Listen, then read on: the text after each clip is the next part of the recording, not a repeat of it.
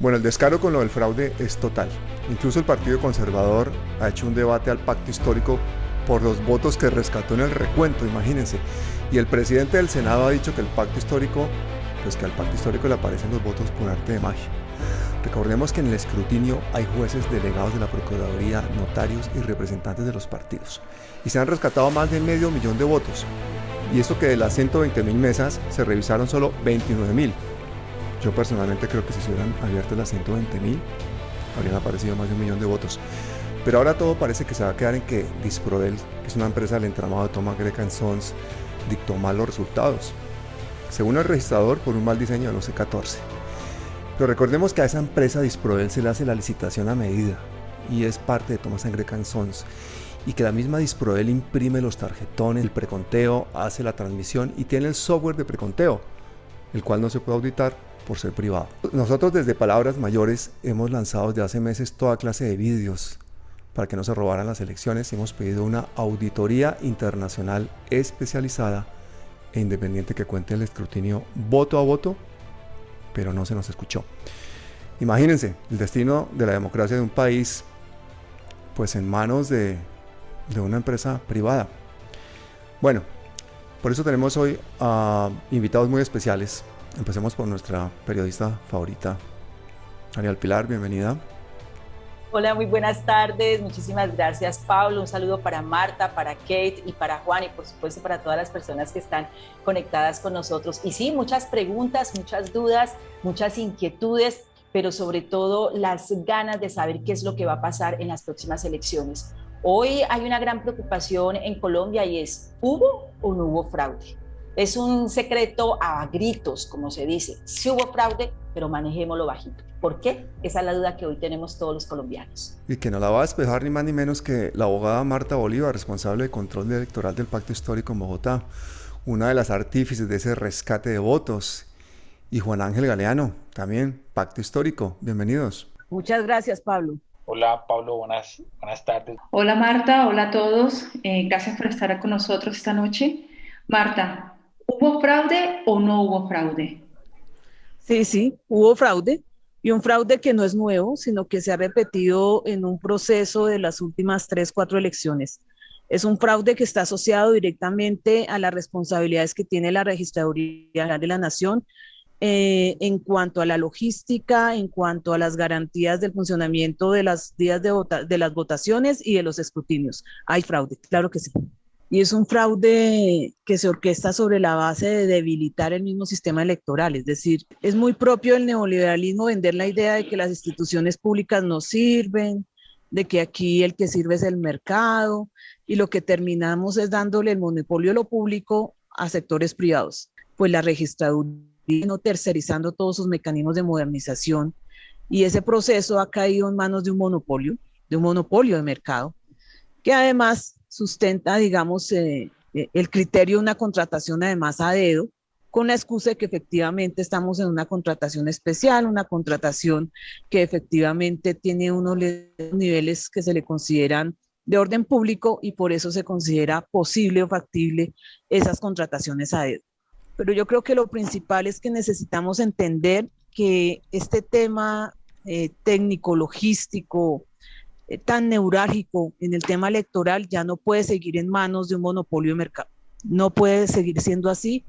Se ha demostrado, y yo quisiera citar, por ejemplo, el debate ayer del Congreso de la República, cómo este mecanismo de fraude asociada a la manipulación de los datos y a la manipulación de los consolidados de la votación se ha repetido por décadas, se ha repetido por años, y a pesar de la introducción de plataformas tecnológicas, estas no ofrecen ningún tipo de seguridad electrónica ni la suficiente auditoría como para poder, digamos, decir que efectivamente no hay, digamos, una situación maliciosa, fraudulenta y hasta dolosa en la asignación de varias de las curules de la República. Si se decía hace unos 15, 20 años que el 35% del Congreso era paraco, en el Congreso de hace 4 años se decía que al menos un 11% de las curules fueron asignadas de manera irregular, indebida, y la punta del iceberg hace 4 años fue precisamente Aida Merlano.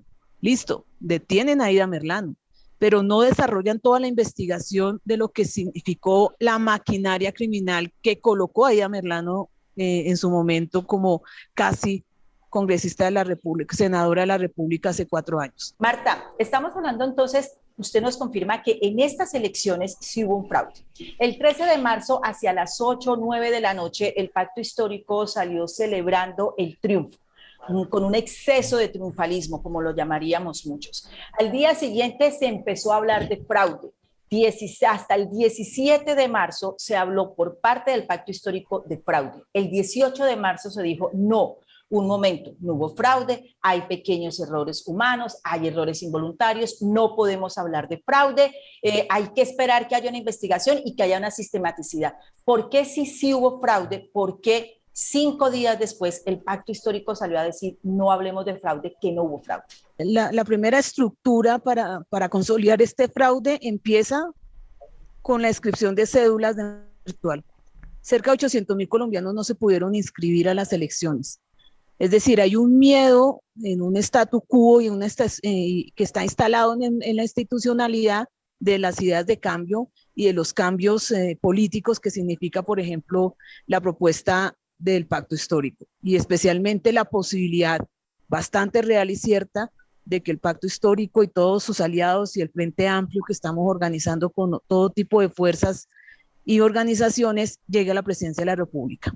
Impedir que la gente haga inscripciones, haga traslados de sus puestos de votación o que se inscriba por primera vez es una forma de evitar que esas nuevas ciudadanías que están interesados en intervenir en la política y en intervenir en el cambio pudieran, digamos, votar. Ese es el primer nivel de fraude, cuando usted no deja que las personas puedan inscribirse.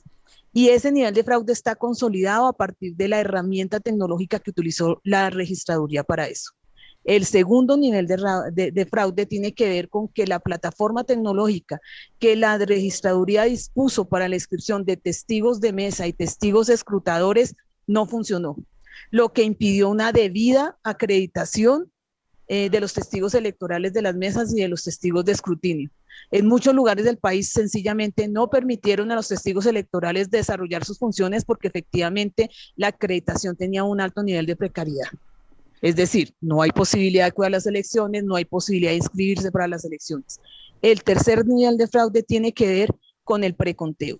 El sistema de preconteo es un sistema que realmente había generado algo de seguridad en la opinión pública, porque la gente necesita boca de urna medianamente saber cuál es el peso de las elecciones, cuáles son las personas que posiblemente vayan a ser designadas ya por los actos de escrutinio.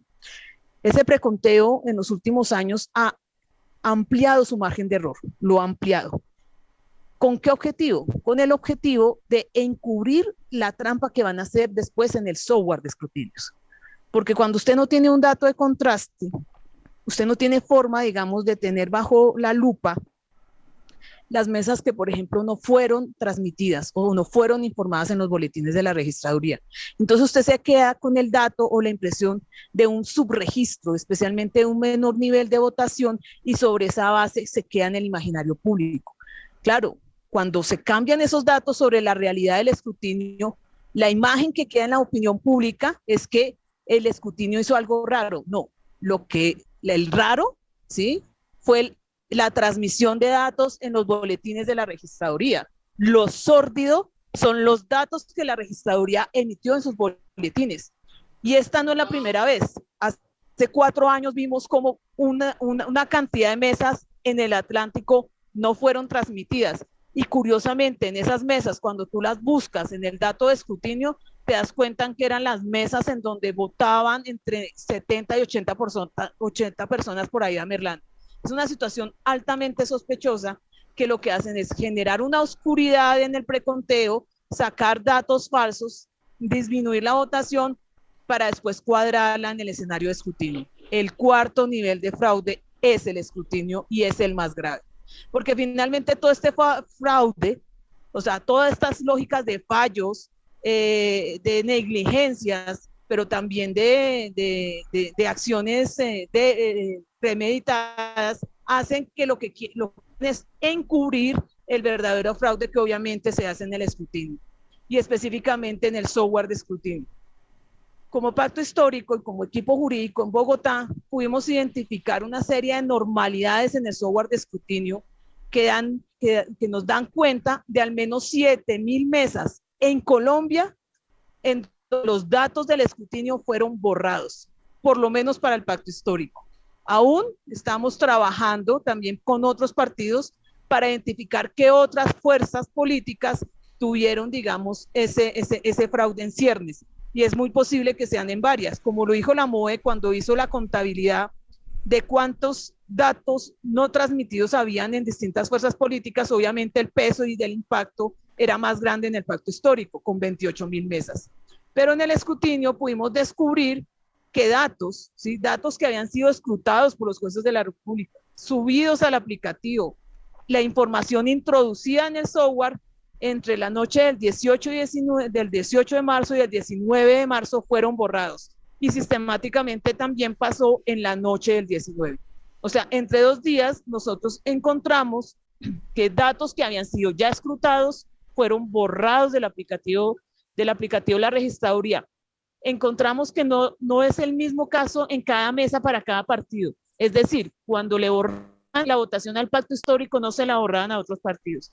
Pero no puedo, digamos, aún, porque estamos haciendo el análisis forense de esos datos y el corte de esos datos día a día para indagar qué tan grande, digamos, es este software malicioso, este software pringado. Pero perdón, Marta, entonces, ¿por qué disminuyeron la alerta de fraude? O sea, ¿por qué después del 18 diferentes líderes del pacto salieron a decir que no había fraude, que no habláramos de fraude? Primero, porque Vega fue muy inteligente. Lo que Vega hizo fue generar una situación de que él era la víctima, tercerizar, digamos, las culpas. La primera tercerización es decir que estos fue que fueron errores sistemáticos de los jurados de votación. Falso. De las 16.508 mesas en Bogotá, nosotros no encontramos más de 40 que hubiesen tenido esos errores de los jurados de votación. ¿Sí? Es decir, está dentro del margen del error humano. Y la condición de sistematicidad no era tan grande. Lo que sí encontramos era la sistematicidad de los votos borrados en hileras de mesas completas o en patrones de 14 a 15 mesas en donde efectivamente una votación en tendencia de 50, 60, 70 votos, ¡pum!, cero, 50, 60, es una votación borrada. Y en muchos casos, no en todos, asignada al voto en blanco. Juan Ángel, ¿cómo es posible que después de todo este acumulado de fraude sigamos sin tener sanciones a nadie en la registraduría y sigamos con que solamente se va a judicializar a los jurados electorales? Este registrador hábilmente e irresponsablemente tercerizó la culpa, una culpa que la está trasladando a los jurados de votación, la culpa que lo trasladó a los propios maestros de FECODE, a la culpa que está trasladando a los jueces de la República que están afiliados en la zona judicial. Lo que es una conducta reiterativa de este registrador que ha sido incapaz de poder gobernar bien el organismo electoral a través de la Registraduría Nacional.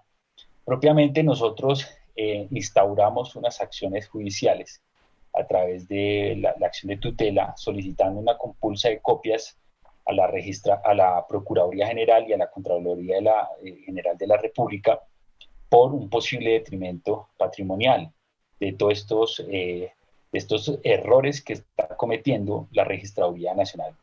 Marta, Ingenial, la empresa que contrató el pacto histórico para el cuidado del voto, basó su estrategia en el análisis de los reportes de votos generados por la registraduría. De esa forma, en principio se evidenciaron las mesas que tenían no votos, las 30.000 mesas de las que se habló tanto al principio. ¿Fue suficiente esa estrategia? Esto tiene un efecto político y un efecto de opinión pública muy importante, pero en términos jurídicos, ya para los resultados que debe ofrecer el escrutinio, pues no tiene mayor peso.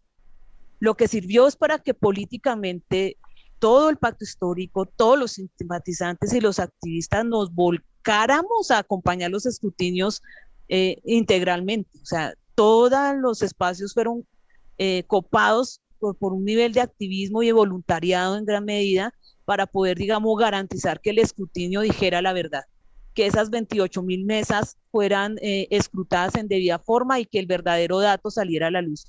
Esta situación que generó el preconteo, el mal preconteo, hizo también que jueces, que procuradores, que el sistema mismo se pusiera, digamos, muy juicioso y muy cuidadoso con la votación del pacto histórico. Muchos jueces de la República oficiosamente abrieron los paquetes electorales para encontrar la verdad electoral, y eso hay que reconocerlo. Claro, obviamente hicimos todo tipo de reclamaciones, especialmente las que tienen que ver con las diferencias entre Cámara y Senado, porque recordemos una cosa, estas 28.000 mesas no transmitidas fueron de Senado. Las cámaras, en general, la votación a las cámaras estuvo más sana, es decir, los datos entre escrutinio y preconteo coinciden, por lo menos en una proporción aceptable. Pero es que en el caso de Senado estamos hablando de que nos estaban robando más o menos el 25% de la votación, ¿sí? Entonces, y sin dato de contraste. Entonces uno puede reconocer que la estrategia fue concentrarnos en el escrutinio y concentrarnos en respaldar el escrutinio por una razón, y es que el escrutinio no lo gobierna ni el software de la registraduría ni el registrador. El escrutinio lo gobiernan jueces en audiencias públicas, en donde todos tenemos derecho a participar, y no solo derecho, la obligación de ser, digamos, veedores en esos escenarios. En el marco del escrutinio es que empieza a reconocerse la votación del pacto histórico, y es en el marco de ese reconocimiento que empieza el software a marcarnos ceros, o más bien a cortarnos ceros. Mire, entonces hay un consolidado el 18 que sale a las 10:10 de la noche, como se había acordado con la registraduría, que se cuelga a disposición de la opinión pública, los partidos de la Duría y hasta la MOE, y a las 2 horas aparece otro carga de información en donde nos han blanqueado votación. Eso es muy grave. Resulta que lo que hace Vega es una cortina de humo sobre esas irregularidades cuando decide apoyar la idea de un recuento general. Lo malo de la idea del recuento general, además de cómo lo planteó Vega, que es bastante ilegal, y voy a citar la frase, ya no me acuerdo qué delegado de partido en la Comisión Nacional de Garantías Electorales, que decía: señor Vega, si alguien tiene que defender el escrutinio es usted. Si alguien tiene que defender la estructura del escrutinio es usted. Y ahora dice usted que quiere romper el equilibrio de poderes que genera la posibilidad de una audiencia pública manejada por un juez o un notario para que sea usted el que cuente los votos. Por esa razón, el pacto histórico decidió no ir detrás de la idea del recuento general, sino concentrarse en proteger el escrutinio y en vigilar el escrutinio. Y es gracias a esa estrategia que nosotros hoy podemos hablar del consolidado de votación para 20 curules, y aún estamos con la disposición de seguir rescatando votos en el escrutinio que le corresponde al Consejo Nacional Electoral. Ahora bien, el que no hayamos apoyado esa idea y el que hayamos respaldado el equilibrio de poder que significa los escrutinios, no significa que no haya fraude, y no significa que no haya irregularidades, y no significa que Vega deba salir impune de esta situación. El lunes de Pascua va a empezar la Audiencia Nacional de Escrutinio que dirige el Consejo Nacional Electoral. Ahí se resolverán las cámaras que vienen apeladas. Se acreditará la Cámara Afrodescendiente, se acreditará la Cámara Indígena, los 2 senadores indígenas y todo el Senado de la República. En esa instancia ya está claro que los 2 partidos políticos que están respaldando todavía la idea de un recuento general, como lo son el Partido Conservador y el Centro Democrático, siguen generando un ruido innecesario y una cortina de humo sobre unos escrutinios que han dado el dato de la verdad y de la voluntad del votante, y no como ellos manifiestan falsamente una estrategia pues del pacto para inventarnos votos. No, tenemos al menos 2.500 funcionarios de la rama judicial que dan fe de que la votación del pacto estaba en las urnas y que había sido, digamos, y que esa votación es válida, y que esa votación, en contraste con el preconteo, es efectivamente 25% mayor a lo que se había dicho en el último boletín de la registraduría. Marta, yo quiero darles a ustedes este dato. Escúchenme bien. Carlos Julio Ramírez, puesto de votación en el departamento de Antioquia, municipio San Carlos, puesto cabecera municipal, dirección carrera 18, calle 19A, mesa número 2. Esto no sería un puesto normal, una persona normal. El problema es que este señor falleció hace 25 años. Hace 25 años falleció y este señor está votando. Este señor tiene su cédula habilitada y aparece cada 4 años habilitado para votar. Este señor era un campesino con familia campesina que ha hecho lo que ha estado a su alcance para denunciar y pedirle a la registraduría que dé baja esta cédula. Hasta hoy no ha habido poder humano y hoy la cédula de este señor se ingresa a la registraduría, se consulta puesto de votación y sale. Este dato que yo les acabo de entregar es de hoy. El señor está habilitado, pero está muerto hace 25 años, con lo que confirmamos que sí, efectivamente hay un fraude desde la inscripción de los votantes. Pero una pregunta, Marta, ¿qué esperamos para las presidenciales? ¿Nos va a tocar ponernos a recontar votos a los ciudadanos? ¿Qué va a pasar con Ingenias? ¿Y estos votos que se han recuperado es gracias a la empresa que contrató el pacto o es gracias a los ciudadanos voluntarios, como usted también lo ha dicho, que se fueron y que llenaron y que fueron los que también ayudaron a buscar los votos? No hay necesariamente un ambiente de garantías para las presidenciales. Ese software de la registraduría necesita subir sus estándares de seguridad, que ese software de la registraduría debería dejar de estar tercerizado, pero que ese software de la registraduría además necesita una auditoría seria, una interventoría y una auditoría seria. Y una auditoría seria no solamente sobre sus cadenas de seguridad, sus niveles de procesamiento, de inclusión de información, de salida de información, sino también una vigilancia del dato. O sea, que el dato guarde una fidelidad con lo que se digita, con lo que ingresa y con lo que sale. Mire, es muy popular que aquí al senador Quemado le pidan unos 2.000 millones de pesos por 10.000 voticos que le colocan en el software. Entonces, por ejemplo, cuando uno analiza la votación de esta contienda del gato volador, el de Barranquilla, uno se da cuenta que él tiene una cantidad de mesas por todo el país asignadas con un voto. Y eso es supremamente irregular. Por lo general un senador tiene espacios de nichos, ¿no? De nichos de trabajo, de influencia, que el Acosta, que el Valle, que no sé qué. El gato volador efectivamente le aparece en sus nichos, pero la irregularidad es que zonas en donde no tiene nada que ver el gato volador, en hileras completas, uno, y ni siquiera salta, ¿sí? O sea, ni siquiera salta de mesa, ¿sí? No, digamos, en un puesto de votación hay 10 mesas y aparece el 1 en las 10 mesas, ¿sí? Eso quiere decir que hay una colocación de votos y esa colocación de votos te tiene que mover la votación en otros partidos o en otros candidatos para poder, digamos, facilitar eso.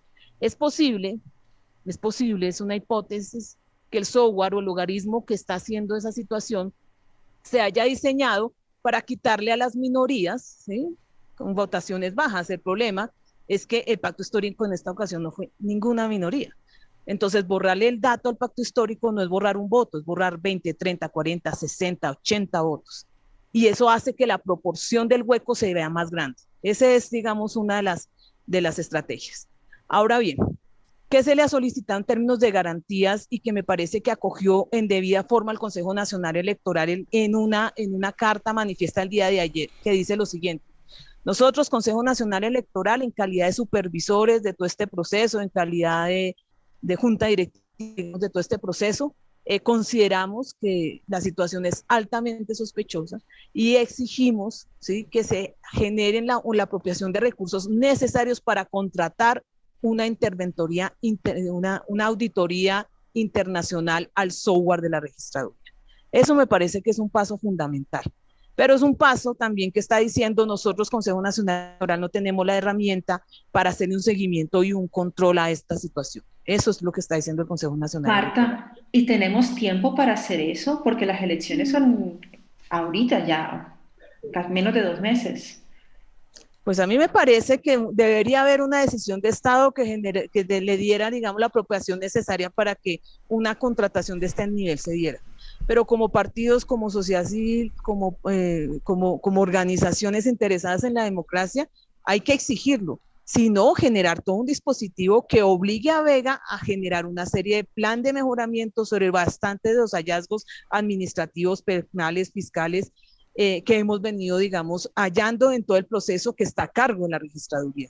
Eso es, digamos, un paso fundamental. Las garantías electorales, si bien hoy están concentradas en la sospecha que tenemos, en la sospecha bastante evidente que tenemos sobre este software, hay que reconocer que hay un círculo más amplio de no garantías electorales. Miren, la Presidencia de la República radicó con mensaje de urgencia una solicitud de una ley que le impediría al próximo presidente electo en el momento del empalme acceder a información neurálgica del Estado y a información neurálgica de las fuerzas militares. Es decir, el pánico que tiene en este momento el statu quo que ha venido controlando el establecimiento y la institucionalidad es gigante. Y uno empieza a ver que están desesperados por todos lados. Es decir, al mismo Vega le están cobrando es no haber hecho bien la vuelta. Esa es la percepción que uno tiene.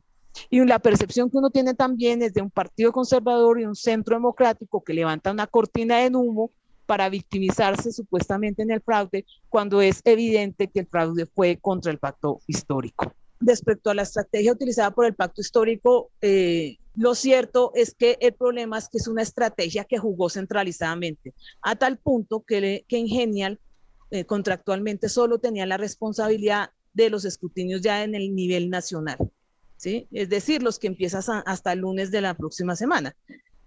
Haber descubierto, no haber calculado, no haber coordinado la estrategia de escrutinio desde el nivel zonal, municipal y departamental es la que permitió que muchas de esas mesas blanqueadas pasaran sin pena ni gloria y que no fueran, digamos, reclamadas en su oportunidad.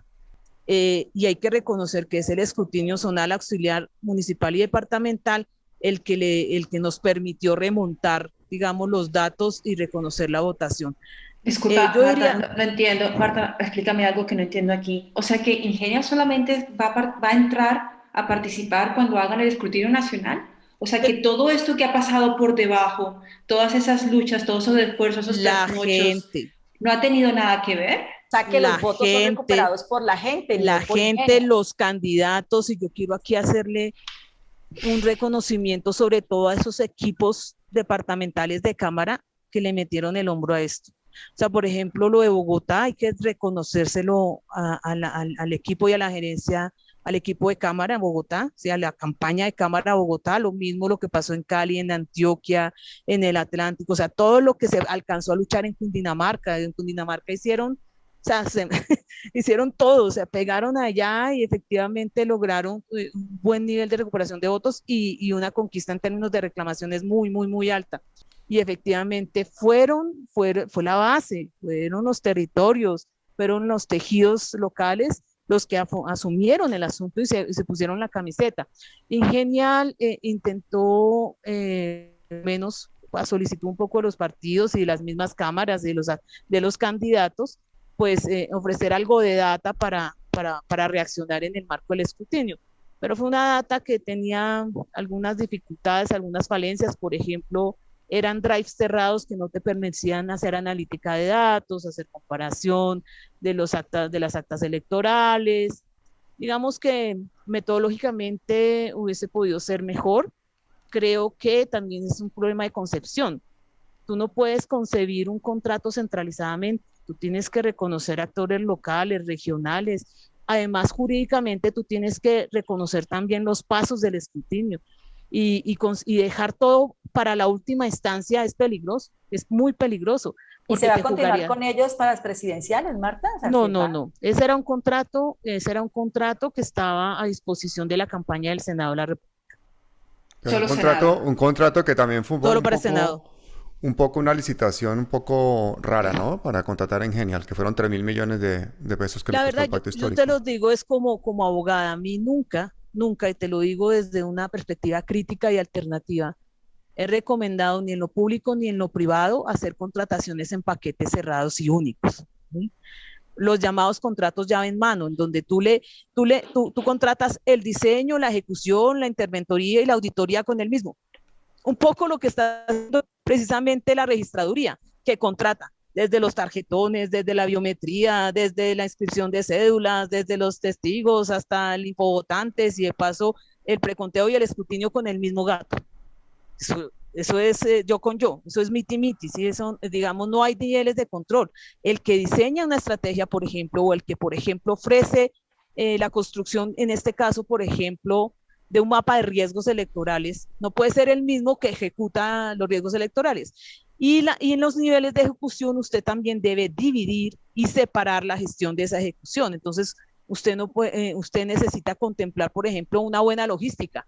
Entonces usted no se la da a los ingenieros de la data, se la da a alguien que sabe de eso, ¿sí? El experto en logística. Claro. Si usted necesita una experticia para, por ejemplo, el tema del call center, pues usted contrata un call center especializado, ¿sí? No es el ingeniero en la data el que hace el call center.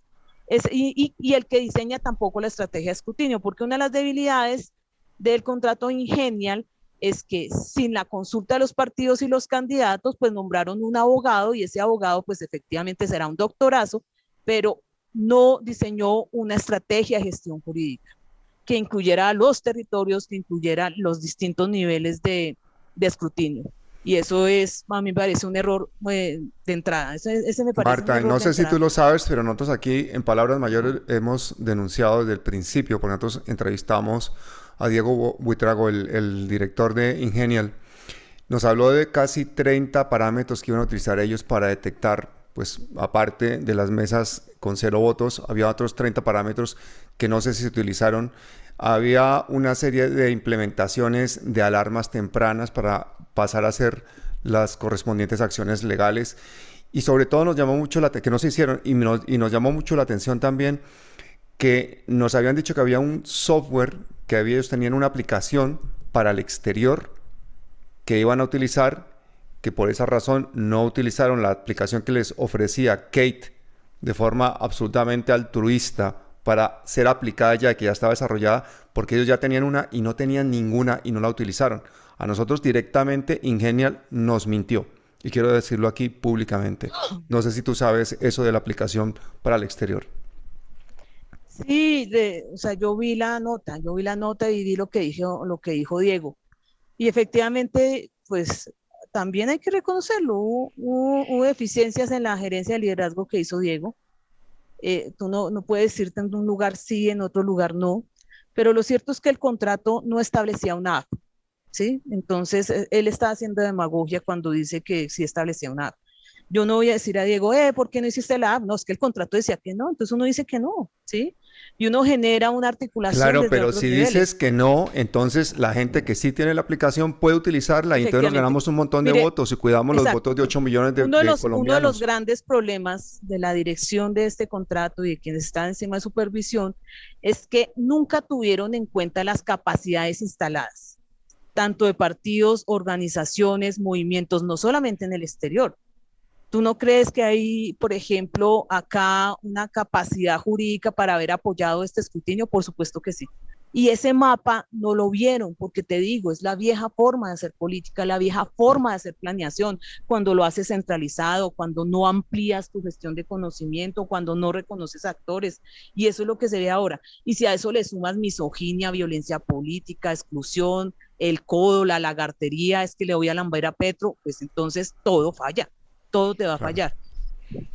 Lo cierto es que estábamos ante un contrato de llave en mano que era incapaz de modificarse y adaptarse a una realidad en concreto. Entonces, por ejemplo, de nada sirve hacer un mapa de riesgo solamente sobre la data de elecciones anteriores si lo que tú necesitas es construir un mapa de actores hoy, ¿sí? En dónde está funcionando el pacto histórico, qué capacidad instalada tiene el pacto histórico y con qué nivel de recursos puedes apoyar una estrategia general. Pero al haber cerrado la estrategia, haberla dejado centralizada, virtualizada, con una pésima dirección jurídica, pues obviamente te va a traer esa serie de dificultades. Pero yo creo que aquí lo que ganó es el pacto, es este fenómeno que busca el cambio, que busca la transformación y que ha generado un gran activismo político, que ha generado militancias, y no militancias pues partidarias, no, militancias de la vida, de asumir esto como la causa. Entonces uno encontró en esta experiencia nuevos amigos, curvas de aprendizaje, ya viendo las actas de los otros compañeros, de los otros departamentos, uno encuentra historias épicas de cómo se lucharon un municipio, ¿sí? O sea, una mesa, cómo varios de las cámaras se la lucharon ahí en las urnas, fue y sin una 3.000 cosa millones bonita. de pesos. Sí. Sí, sí, efectivamente. No, es que lo que la gente Efectivamente. tiene que saber es que detrás de todo esto hay una danza de millones increíble, ¿no? El contrato de 27.000 millones a Indra, los 1.2 billones en software para auditar que se ha gastado la registraduría. Es más, después, 2 días después de las legislativas, se gastó otros cientos de millones nuevamente en Thomas Gregg Sons. Es decir, detrás de todo esto hay un manejo de dinero descarado. Seguimos teniendo el mismo registrador, seguimos teniendo la misma posibilidad de fraude para las presidenciales. Entonces, ¿qué es lo que va a hacer el pacto histórico, Juan Ángel, para evitar un nuevo fraude?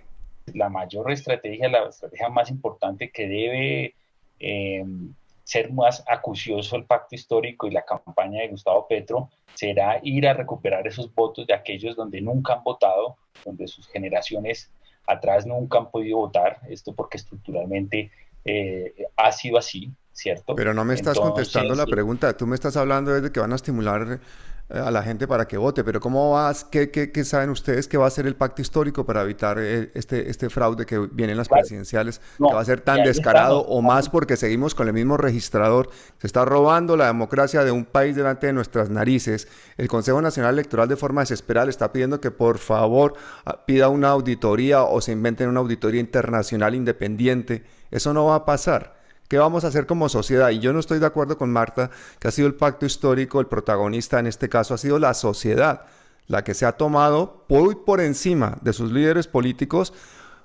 esa sabiduría ciudadana y se ha tomado ese activismo y se ha presentado voluntaria y ha hecho hasta lo imposible. Y ese movimiento a través de las redes sociales y gracias a los medios alternativos de información es que realmente se ha movido la gente. Pero yo la pregunta que le hago a ustedes como representantes, como miembros del pacto histórico, es al interior del pacto histórico, ¿cuál es la estrategia para evitar el nuevo fraude electoral? Más allá de solicitarle al registrador cosas que no va a hacer. La idea es al menos crecer en unos 20.000, 30.000 testigos más, es decir, pasar de 60.000 a 90.000. Pero ya pensado no es de la lógica de una plataforma virtual, claro, que puede recepcionar información, pero no te va a construir el proceso, sino sobre lo que materialmente se construyó en términos de tejidos, unidad política, unidad organizacional, unidad territorial. Ya ha habido varias reuniones en función de eso, efectivamente ya están inscritos, hago la propaganda, ya está abierta la página de Gustavo Petro para inscribir testigos electorales, se han tomado las medidas para preguntarle a los que ya lo fueron si van a repetir. Hay que decir también que hasta el 15 de abril tenemos la inscripción de jurados de votación. Nosotros fuimos la coalición que más jurados de votación inscribió hace 2 meses. En esta ocasión, estos jurados de votación siguen preinscritos como jurados de votación, entonces quien no pueda, digamos, ser o no quiera ser jurado de votación para la presidencial, pues básicamente se mete a la página de gustavopetro.com, nos comunica esa información y entonces lo sacamos de la base. La idea es que no las dejemos vacías. Y no Hay se un va a elemento. vetar, no se va a vetar a los jurados de las votaciones anteriores, no van a judicializar. No. Es más el ruido, la tergiversación mediática que hace Vega que otra cosa. Aún así, la proporción de jurados postulados por los partidos políticos es bastante baja frente a la de, por ejemplo, funcionarios públicos, sobre todo estudiantes universitarios. La mayor base de datos sobre la cual se hace el sorteo de jurados de votación son estudiantes universitarios y el sector privado. El sector privado solo pesa en Barranquilla porque los char siguen controlando el tema de la asignación de jurados de votación, pero es muy importante que los partidos políticos entiendan la importancia de postular jurados de votación, porque la intención es que se tenga, que se pueda romper la hegemonía en las mesas, ¿no? Que podamos, Marta, digamos, garantizar diversidad ideológica en cada una de las mesas y los jurados de votación. Uno tiene que reconocer que hay gente decente en todas las organizaciones y mucha de esa gente está dispuesta a estructurar un frente común en lo que tiene que ver con la auditoría de sistemas, que es también otra posibilidad que tienen los partidos políticos y las organizaciones de veeduría y de sociedad civil para acompañar el proceso electoral.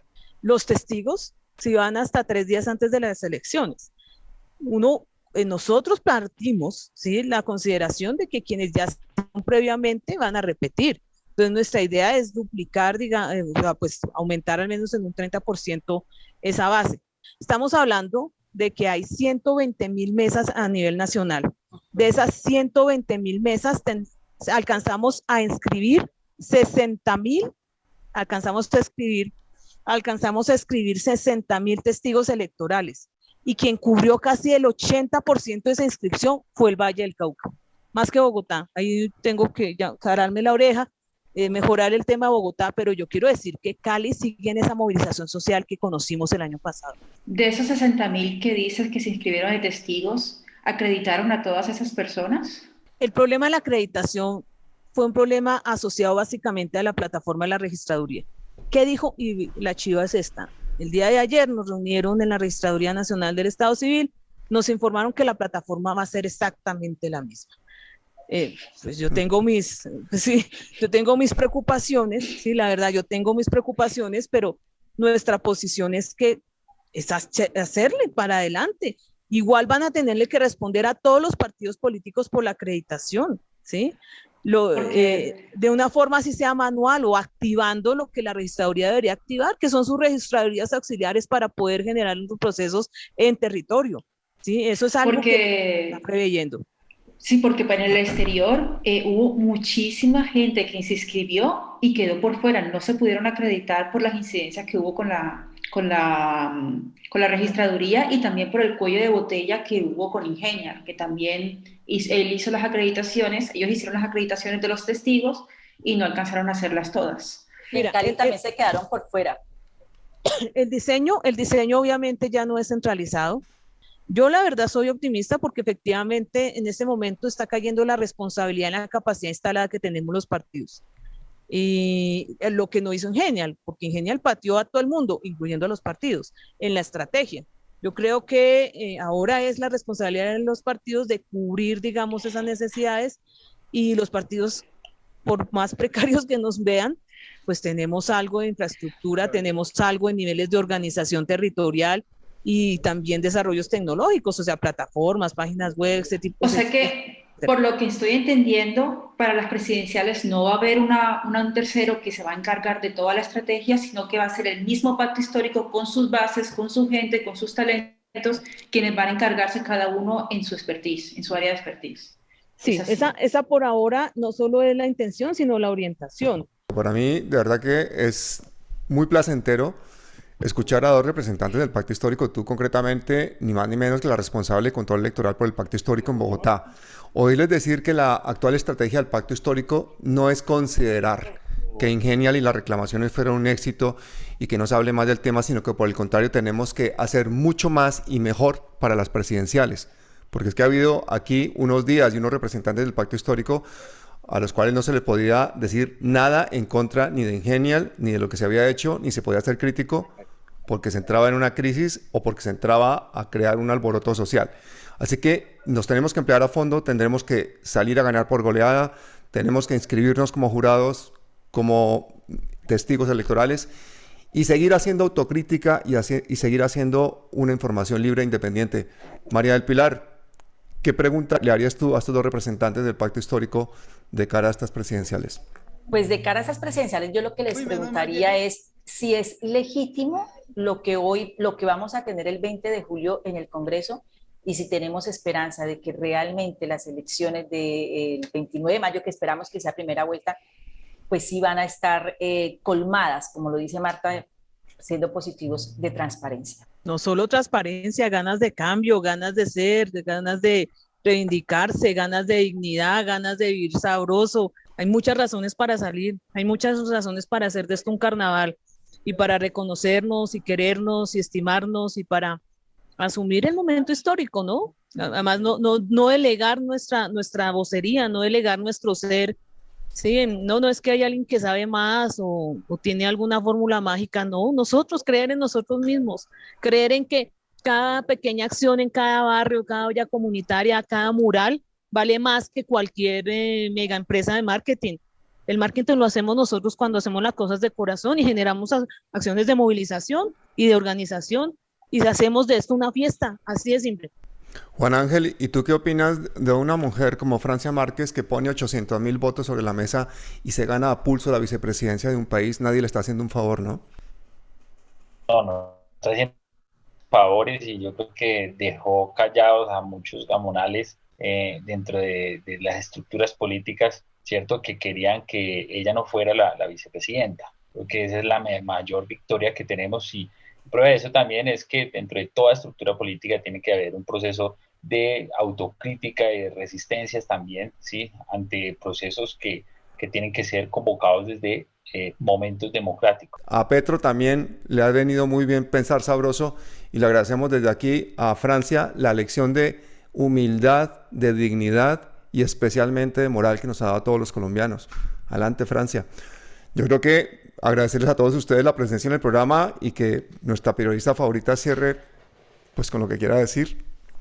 Bueno, pues darles primero un agradecimiento a Marta y a Juan por estar con nosotros, por ayudarnos a aclarar dudas que tenemos no solo nosotros en Palabras Mayores, sino todos los colombianos. Y bueno, la gran importancia que hoy nos tiene que hacer pensar en Colombia es que la plata no lo puede con todo. Parafraseando un poco las frases de ayer de un empresario en Colombia que dijo, la plata puede con todo y para ganar se necesita billete y votos. Ellos pueden tener el billete, pero los colombianos tenemos la dignidad y nuestro voto no tiene precio, nuestro voto vale oro. Así que quédense con su plata, que nosotros nos quedamos con nuestra dignidad para vivir sabroso.